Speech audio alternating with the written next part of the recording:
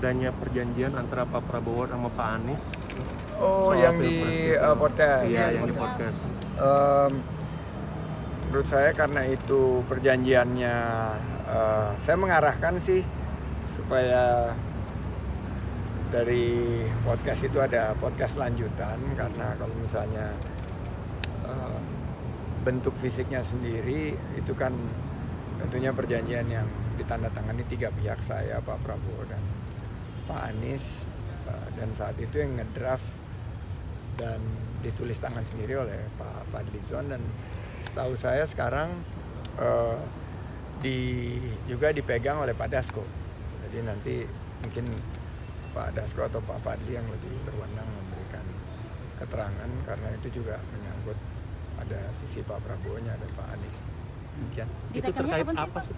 Terkait apa sih Pak intinya perjanjian itu tuh? Itu terkait dengan Pilgub 2017. Malam itu kita tanda tangani sebelum kita mendaftar ke KPUD waktu di tahun 2016 bulan September. Itu nanti isi-isinya tentunya secara lebih etis disampaikan oleh teman-teman yang memegang kopinya. Saya sendiri nggak megang kopi. Tapi ada yang bilang itu terkait Pilpres 2019. Pak Anies nggak boleh nyapres atau kaitan Pilpres juga nggak terkait 2019. Silakan nanti teman-teman cek sendiri. Sejauh yang Pak Sandi dengar itu seperti apa Pak perjanjian itu tuh, dan efeknya buat Pilpres itu seperti apa Pak?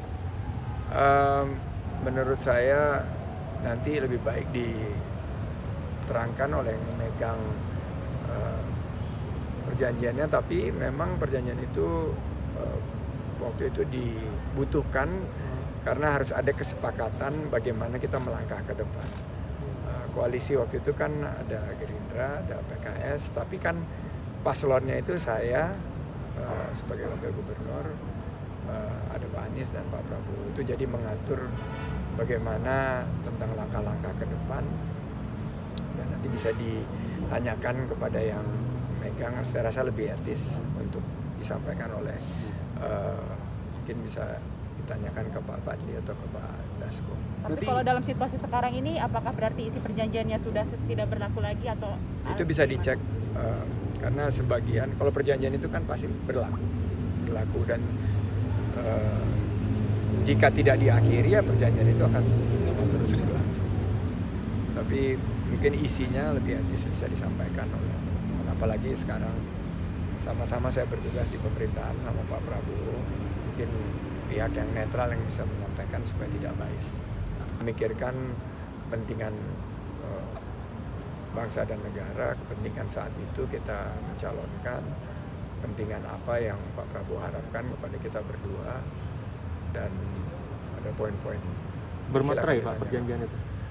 Perjanjian itu sih legal kan, ada tanda tangan bertiga, dan seingat saya ada materainya.